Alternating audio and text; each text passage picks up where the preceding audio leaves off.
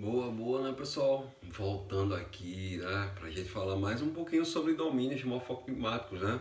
Primeira aula a gente viu um pouquinho sobre, né, domínio amazônico, agora a gente vai falar um pouquinho sobre o domínio da Caatinga, né?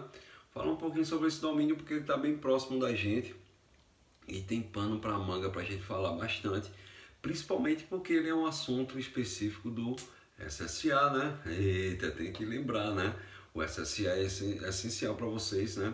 Do segundo ano, lembrarem que quando a gente fala sobre domínios morfoclimáticos, a Caatinga está em primeiro lugar aí para vocês entenderem todo esse processo. Então vamos continuar aqui a falar sobre o domínio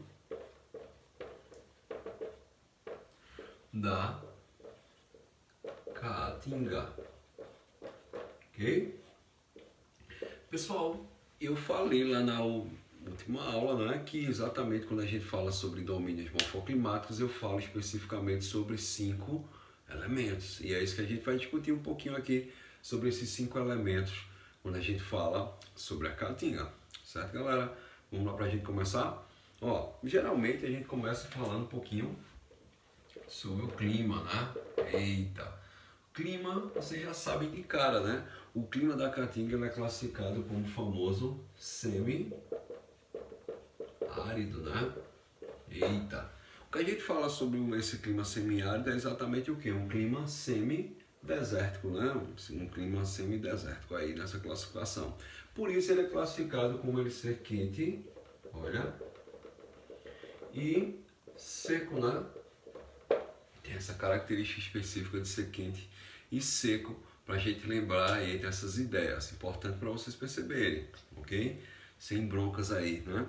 Galera, só que dentro dessa característica aqui do clima semiárido, eu gosto sempre também de falar um pouquinho sobre a questão, né, do regime de chuvas, né?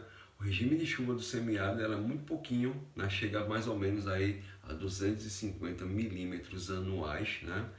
A gente tem aí milímetros cúbicos anuais, que é uma pequena quantidade que, se você for parar para pensar, por exemplo, num final de semana ou numa semana inteira, numa região, por exemplo, como São Paulo, pode-se chover lá mais ou menos também isso aí, né, pessoal? Em uma semana vai chover 250 milímetros cúbicos de água, enquanto no semiárido isso passa um ano inteiro para acontecer. Isso é uma dica importante.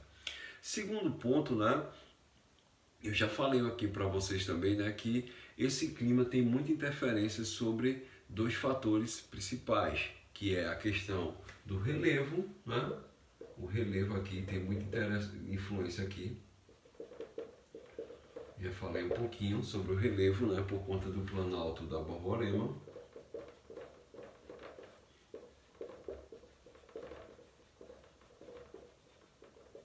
E esse Planalto da Borborema vai gerar exatamente uma característica da formação das chuvas orográficas ou de relevo, né? Que é aquelas chuvas que acontecem em cima da serra. E o sertão, né, o semiárido, a Caatinga, vai exatamente ter dificuldade de perceber com que essas nuvens passem, né, por essa área e cheguem, né, até essa região do semiárido. Ok, pessoal? Isso é muito importante, já dei uma aula sobre isso lá, dá uma conferidinha lá quando a gente fala sobre climas brasileiros. Importante para vocês perceberem. Então, ó, quando a gente tem essa formação aqui específica do relevo, é importante vocês perceberem que tem grande influência sobre o clima, né, específico do semiárido. Lá vai se formar na região mesmo da Caatinga, na região do sertão, do semiárido, vai ser formado o que a gente chama de uma zona também de alta pressão. Eita, lembra lá que eu já falei para vocês, zona de alta pressão é exatamente a zona, que faz a expulsão dos ventos. Ele tem uma força aí de expulsão, né? Uma força que a gente chama de centrífuga, né? Ele vai exatamente abrir, né? Vai exatamente enviar, né, a questão específica da formação dos ventos. Centrífuga eu falei para vocês, aí vocês devem pensar, mas professor, como é que eu vou fazer essa diferenciação do que é uma força centrífuga e o que é uma força centrípuga, né? Fácil para vocês fazerem aí também, né? Para vocês entenderem o que é centrifugar, pessoal. É só lembrar lá da máquina de lavar. Olha, aí fica fácil. Se você perguntar à sua mãe, ou se você observar, você mesmo observar, quando a máquina está centrifugando a roupa, ela faz o quê? Ela faz um movimento circulatório, e esse movimento circulatório joga a roupa para as laterais. Significa que ela está abrindo, né? Zona, olha, de alta pressão. Quando eu tenho uma zona de alta pressão, vocês devem lembrar, ó, que lá aparece lá quando a gente tem a menina do tempo apresentando, né, sobre a formação dos climas dos tempos que está acontecendo naquele exato momento, né, as formações momentâneas, né, da formação do tempo. A menina do tempo do jornal, ela fala sobre o que é uma zona de alta pressão e o que é uma zona de baixa pressão, né? Então, na zona de alta pressão, eu vou ter a liberação, olha, de ventos. Ok, pessoal? Ela vai liberar aí os ventos. Então, exatamente aí em cima do sertão eu tenho uma força, né? Que ela fica assim, ó, girando, uma formação de uma célula de ar que fica girando em cima, né, do sertão. E essa célula de ar faz com que a gente não tenha essa entrada, né, dessas chuvas nessa área. Interessante, né? Ela fica lá girando e ela também impede, ela fica empurrando, né, para que a chuva chegue lá, para vocês entenderem aí como funcionam essas zonas aí de alta pressão, certo? E para fechar aqui, para a gente falar um pouquinho sobre o clima, né, semiárido, eu não posso dizer também, né, não posso deixar de não falar sobre a questão específica do El Niño, né? Já falei para vocês também em outra aula, corre lá no canal e dá uma assistida também, já coloquei para vocês, né, pessoal? O El Niño, ele tem grande influência também sobre o processo de ressecamento, né, da região do semiárido. Então, ó, tudo isso é para a gente revisar um pouquinho e falar um pouquinho sobre especificamente esse semiárido brasileiro, o nosso semiárido nordestino, certo? Tem todas essas características climáticas. Beleza. Depois que eu falo do clima, olha, aqui tem um pano para manga para a gente falar de muita coisa, eu falo agora especificamente, né, sobre o relevo, né? Opa, o relevo é de extrema importância para vocês também, né? Tem que saber sobre relevo, né, galera? O que é que vai acontecer? Como é que eu vou identificar o relevo, né, lá da Caatinga? É fácil, né? O sertão, se eu fizer um recorte, colocar aqui o relevo e o recorte, né,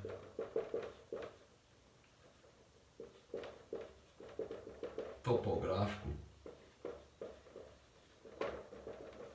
né, que é um recorte do relevo lateral, né, para você que não entende, eu tenho exatamente, né, por exemplo, ó, eu posso ter aqui a formação do Planalto da Borborema, certo?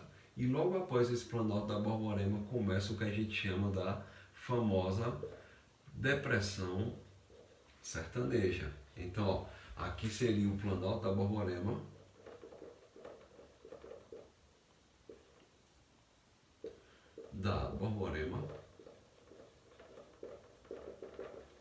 e aqui o que a gente chama da depressão sertaneja. Eita, lembre-se que depressão sertaneja não é aquela depressão, né, que tem lá na música sertaneja, né, galera? Fica a dica aí também, né? É a depressão exatamente como o próprio nome está dizendo, né?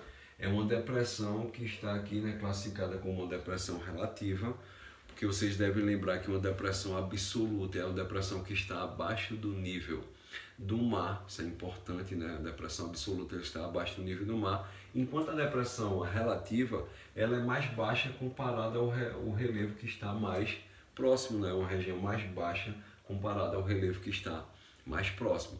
E o nosso semiárido, a nossa caatinga, fica exatamente nessa região daqui, né, galera? Aqui nós encontramos a região do semiárido dessa caatinga aí, nessa composição. Então, se eu fosse falar do relevo, né, específico da caatinga, né, desse semiárido, seria exatamente um relevo que pega parte, né, do final do Planalto da Borborema, né, e vai pegando toda essa depressão sertaneja. Essa seria a classificação dessa formação específica do semiárido. Isso é importante para vocês perceberem também, né? São características boas para vocês pensarem sobre essas ideias, certo? Acredito que até aqui tá de boa para vocês perceberem, dá para a gente ter essas ideias sobre o relevo.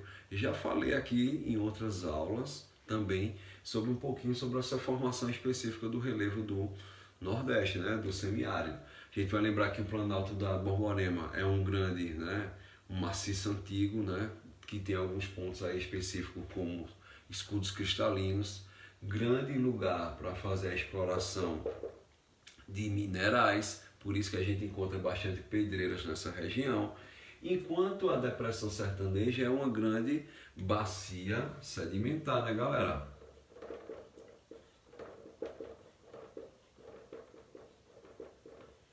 E por ser uma bacia sedimentar, ela recebe sedimentos que vêm exatamente também do Planalto da Borborema, né? O desgaste do Planalto da Borborema pela ação da chuva, do vento, né? Da temperatura. Lembra lá que eu já falei para vocês, né? São os agentes externos, né? Ou exógenos do relevo, né? Vai fazer exatamente esse processo da chuva, temperatura, vento, vai desgastar esse Planalto e vai jogar esses sedimentos aqui dentro da Depressão Sertaneja, dessa grande bacia sedimentar.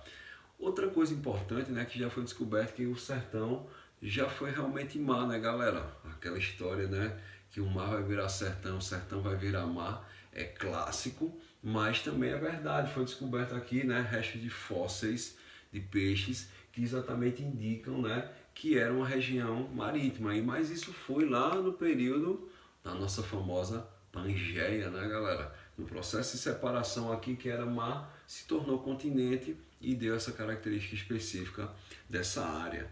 Importante para vocês perceberem aqui sobre essa formação de relevo. Então, ó, no Planalto eu tenho uma característica de encontrar essa aqui, né, Planalto da Borborema, exploração de minério, né? A gente tem essa exploração por ser um maciço antigo, certo?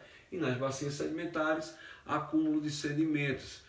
E nessas bacias sedimentares a gente pode encontrar, por exemplo, né, combustíveis fósseis, como por exemplo o petróleo, gás natural, né, carvão mineral. Tudo isso são produzidos especificamente dentro dessas bacias sedimentares. Tanto que tem exploração, né, galera? Estuda aí esse processo de exploração, saber se em alguma área tem petróleo também no nosso sertão. Interessante para vocês perceberem aí essas suas características, né? Certo, pessoal? Então deu para a gente perceber, deu para a gente relembrar aqui um pouquinho sobre relevo. Eu já falei sobre clima, já falei sobre relevo. Agora vamos falar da vegetação, né? Não posso deixar de passar aí sobre vegetação, né? Lógico, né, galera? Vamos lá? Vamos falar um pouquinho agora sobre vegetação. A parte da vegetação é bem interessante para vocês perceberem, né? Quando a gente fala sobre a vegetação da Caatinga, a vegetação da Caatinga, ela é clássica, né? Vocês devem lembrar bastante, né? Tem até as nomenclaturas bem específicas, já caiu em altos vestibulares, altas questões, que é chamada principalmente, né, a primeira que a gente fala é a xerófita. Ok, galera?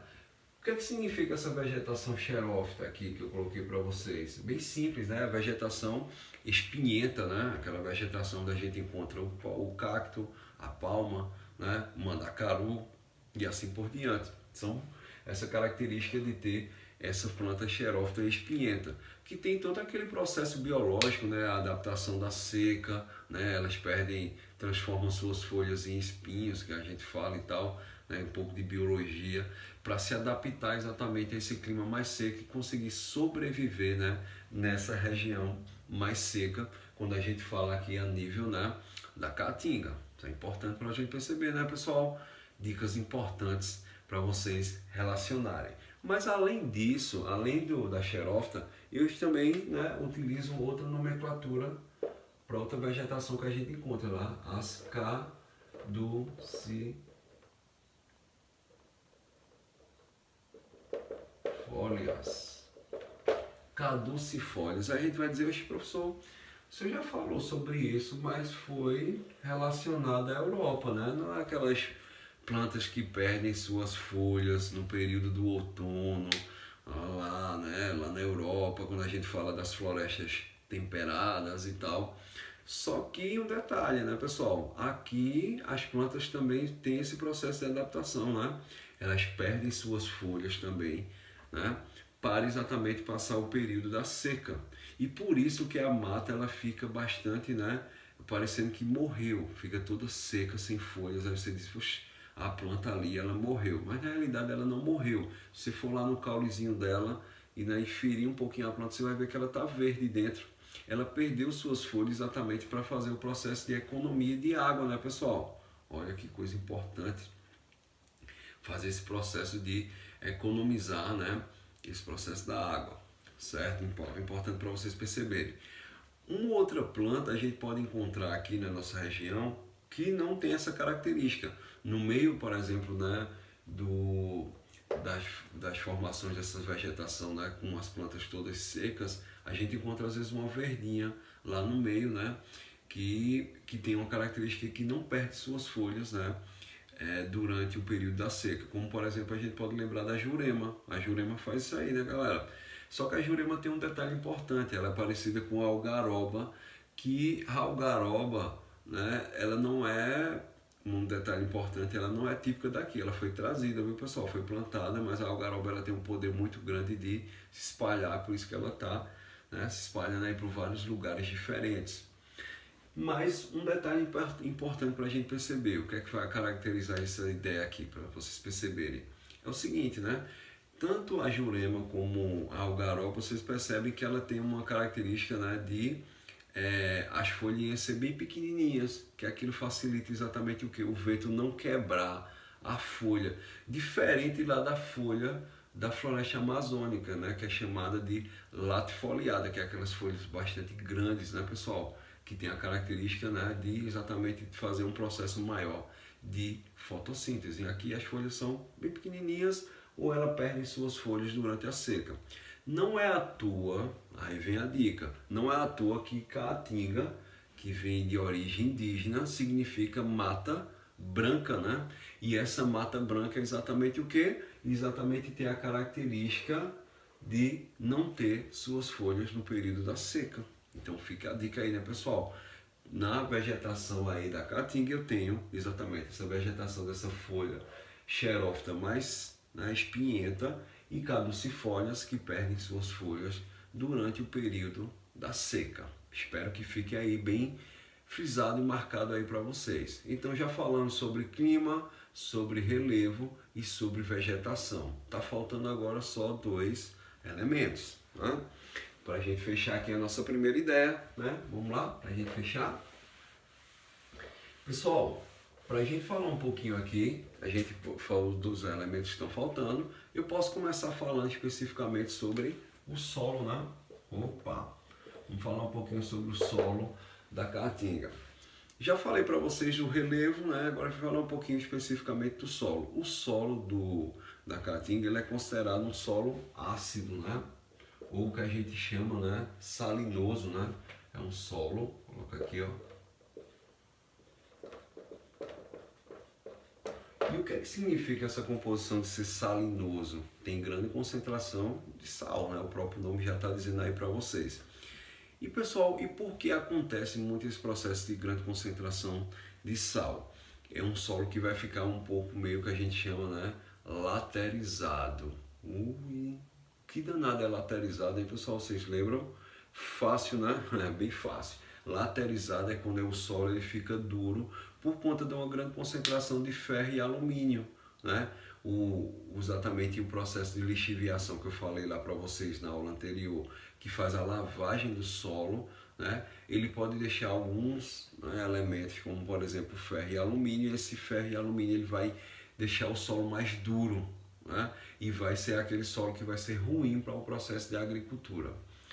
Aqui também na caatinga, né, tem esse solo laterizado, aquele solo mais seco, duro, onde a gente não pode plantar nele, isso é uma característica importante. Mas também esse solo aqui, ele é formado por conta também do processo de evaporação da água, né? Porque é o seguinte, é um lugar onde chove pouco, mas a pouca chuva que cai e a formação, por exemplo, dos pequenos açudes, barreiros que a gente tem por aqui e tal, no período da seca, né, que a gente não tem chuva, o que é que acontece? O sol é forte e vai fazer o processo de evaporar as pequenas águas que a gente tem por aí, certo? E esse processo de evaporar você sabe que o que evapora da água é só a parte da água pura. Os sais da água, ela não evapora, ele não evapora, ele fica concentrado exatamente aonde? No solo, né? E por isso que essa concentração de sais que fica da água nesse processo vai dar essa formação de um solo mais salinoso. Por isso que quem já teve a experiência aqui, por exemplo, de ir no sertão e participar de, né, ficar um dia lá, você pode perceber que a água ela tem um gostinho um pouco meio que salobra, né, que a gente fala, né, tem uma grande concentração aí específica de sal por conta dessas características desse solo também mais salinoso. Uma dica importante também, além dele ser salinoso, né, ele é classificado também como um solo, né, meio que a gente tem uma classificação ali chamada de litossolo, né, galera? Que é um solo que tem a característica de não ter todos os horizontes bem desenvolvidos. É um solo jovem, né, que a gente chama e tal. Que é por que é classificado como jovem? Porque nós temos a divisão dos solos, né? A gente tem vários tipos de horizontes. Eu tenho o horizonte R, o horizonte o C, B, A e o horizonte O, né? Vocês lembram aqui dos horizontes dos solos, galera? Espero que sim, né? Eu tenho, ó, se eu fizesse um recorte aqui do solo topográfico, né? Eu tenho inicialmente aqui o que a gente chama da rocha, né? O horizonte R aqui é a rocha matriz, certo? Dica importante. Eu tenho depois o horizonte, né? C, B e o horizonte A. E por último aqui eu tenho o horizonte O, né, que é o material orgânico, que é a parte que está mais superficial. No horizonte C eu tenho a formação específica, né, do que a gente chama da rocha em decomposição, ou a rocha em processo de intemperismo, ela está se quebrando aqui em pedacinhos. No horizonte A e B eu encontro exatamente os minerais do solo, né? Aqui a gente tem os minerais, aqui é a rocha em temperismo,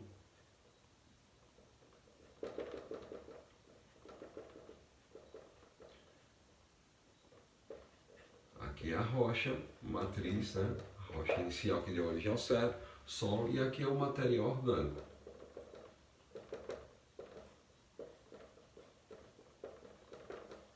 Até aí, de boa. O que a gente fala quando o solo é classificado como jovem?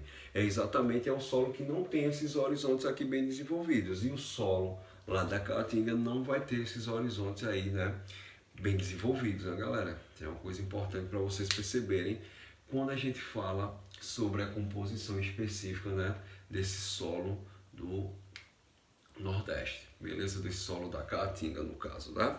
Beleza? Aqui tá de boa, né? Pensaram aí sobre esse solo, né? Interessante.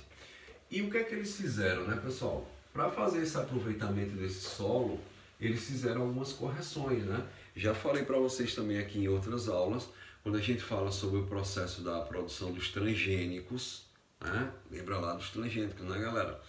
E aqui no Brasil, a região exatamente do Vale do São Francisco, que a gente vai falar exatamente sobre ele agora, vai acontecer exatamente a correção desse solo para aproveitar a água do São Francisco, fazer a plantação nessas áreas, né, com correção desses solos, e fazer a maior produção de frutas do Brasil, né? Já falei isso aqui para vocês também, né? O Nordeste, né, tem essa característica específica, certo? Bora lá, para a gente fechar essa primeira parte aqui sobre a Caatinga, eu vou falar um pouquinho sobre a parte da hidrografia. A hidrografia, né, tem como característica principal exatamente o conjunto que forma os rios, né, na parte desse semiárido. Uma característica importante é que a gente tem exatamente o que a gente chama da bacia do São Francisco, né? Essa bacia do São Francisco já foi classificada, né? A galera fala do famoso Rio São Francisco, né? O velho Chico, né? Então, aparente aí nas canções, na cultura, né? Da formação aqui da nossa região do sertanejo, né? E esse Rio São Francisco, engraçado que ele nasce lá em Minas Gerais, né? Na Serra da Canastra, e vai aqui, ó, subindo até chegar à região aqui do Nordeste, né, pessoal? Tem essa característica, essa bacia do São Francisco. É um rio considerado de planalto, né? Vamos falar um pouquinho aqui sobre o rio São Francisco, né?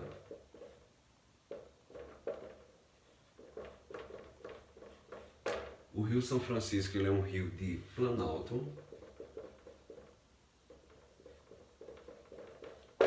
Isso dá uma característica bem importante nele. Ele tem grandes formações, por exemplo, de cachoeiras, né? Especificamente em todo o seu curso. Tem o famoso Cânion de São Francisco, né? Que é exatamente também a gente tem essas grandes formações. Mas por ele ser rio de planalto, ele tem grande potencial hidrelétrico, né? Ele tem grande potencial hidrelétrico. Fica a dica aí para vocês, né, pessoal? Quando a gente fala sobre esse potencial. Não é à toa que nós encontramos grande quantidade de hidrelétricas aqui, né, no Rio São Francisco. Como, por exemplo, a gente deve lembrar as clássicas, né? Paulo Afonso, que alimenta a nossa energia aqui do dia a dia, né? Paulo Afonso, Sobradinho, né? Xingó, que são lugares que tem essa produção, né, específica aí dessa grande construção, né, dessas hidrelétricas. Galera, quando a gente fala de hidrelétrica aqui, né, no Nordeste, eu não tenho como não falar, né, sobre a questão específica do impacto não só ambiental que tem a construção da hidrelétrica, como eu também tenho um impacto social. E por que tem esse impacto social? Porque eu tenho exatamente, né, o processo de retirada da população ribeirinha, né, próxima a esses rios.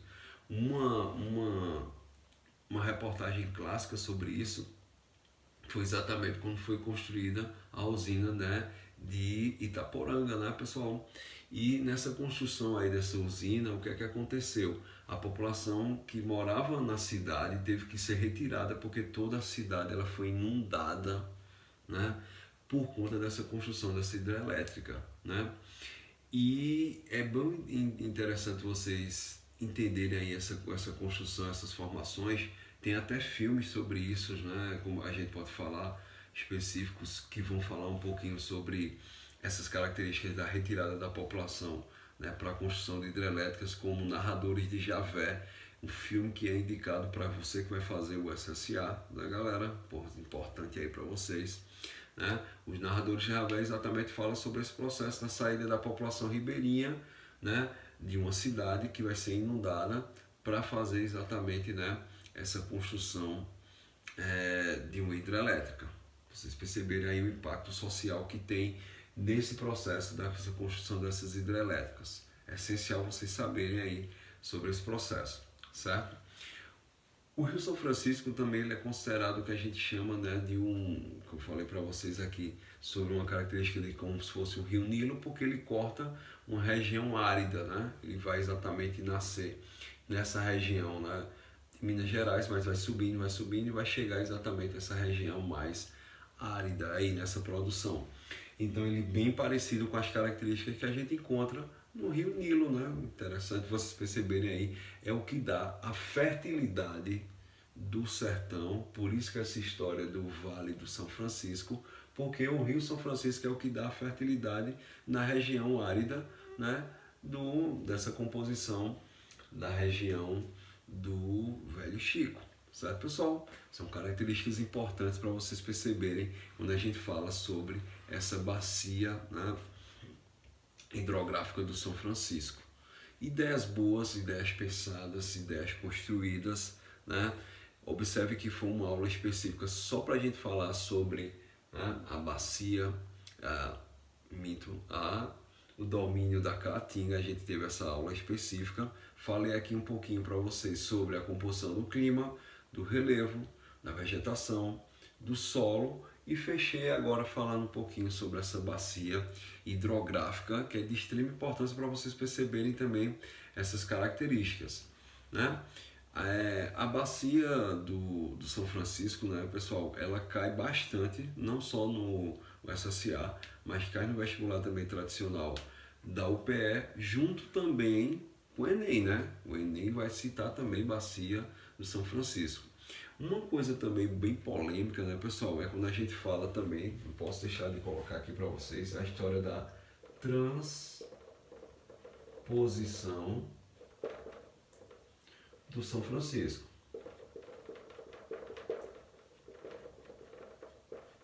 E galera, essa transposição, ela acontece exatamente o quê? Foi um projeto lá, né, do governos passados aí, que era exatamente o quê? Retirar a água do Rio São Francisco e levar essa água, né, para regiões que são mais secas, fazer canais, né, e fazer esse processo de transpor a água do rio e chegar em regiões mais secas.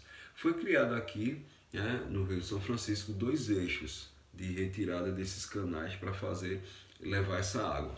Esses 2 eixos clássicos que a gente tem, por exemplo, eu posso lembrar especificamente, né, do que a gente chama do eixo, né, leste, né, um eixo que vai mais para o leste, e tem o que a gente chama do eixo norte, que foi o que foi mais construído aí nessa produção. Então, ó, esses eixos eram exatamente o que? Levar a água para as regiões mais áridas que a gente tem dentro dessa composição aqui, né, do rio, da região do semiárido. E era tirada exatamente essa água do São Francisco e irrigada nessas regiões. Tanto que quem já foi, por exemplo, para Petrolina, né, região de Petrolina ali, vai observar que nas regiões rurais tem vários canais que a galera sai puxando do Rio São Francisco exatamente para fazer, né, essa implementação dessa água no processo da agricultura, e esse canal vai sendo extenso, né, sendo estendido até fazer exatamente essa produção também de levar essa água para outros lugares, né, do sertão. Certo, galera? Isso é o projeto da transposição. Começou inicialmente, né, com um projeto simples e tal, né, foi se expandindo, gastando dinheiro, utilizando de política, né, conversas demais, políticas demais, e o básico, que era exatamente a gente ter água por sertanejo, não chegou de uma forma que deveria ter chegado, né? Isso é bom para vocês pensarem também e refletir sobre essa questão da transposição do São Francisco, quando a gente fala, né, sobre esse processo de desenvolvimento, né? Será que o desenvolvimento está chegando realmente para quem precisa, né? Será que realmente os estudos estão chegando especificamente para quem está precisando?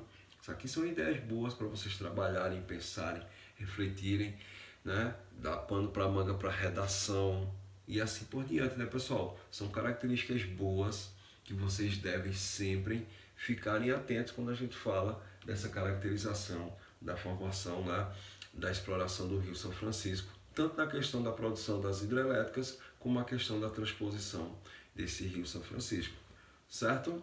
Espero que vocês tenham ficado aí, né, cheios de informações sobre, né, esse domínio da Caatinga. Tem altas informações para a gente pensar e refletir, né?